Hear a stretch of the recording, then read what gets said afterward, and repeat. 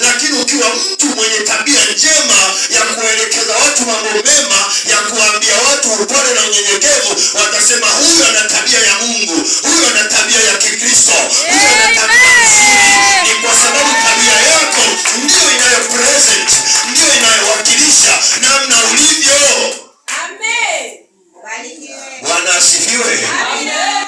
Nikiwaambia watoto wangu mimi, kila mtu namjua, wanashangaza. Nikikupiga tu furu machoni hivi najua kabisa huyu hamna kitu. Acha niendelee kumsaidia tu. Bwana asifiwe. Tabia ulionayo ndio inanifanya mimi nikuelewe zaidi.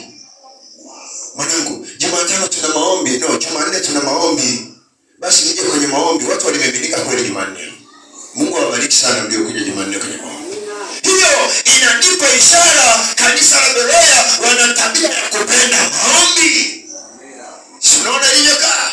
Lakini tukisema njoo kwenye maombi alafu wewe haupo kwenye maombi, unaonyesha tabia ya kupenda maombi haimo ndani yako. Bwana asifiwe. Kuna ndoa zilifungwa kwa gharama sana, lakini tabia aliyonayo mwanamke ilipelekea ndoa ikavunjika. Mwanaume akasema mimi nanyosha mikono, kuanzia leo sitakuwa na wewe. Dada wa watu wanalia. Tabia aliyonayo imempelekea mwanaume kuona ya kwamba sistahili kuwa na wewe tena. Nilihitaji kweli uwe mke wangu, lakini kwa hii hapana. Dada wa watu wanalia. Kwa nini? Kwa sababu tabia yake aliyonayo ndio iliyomgharimu ndoa kuvunjika.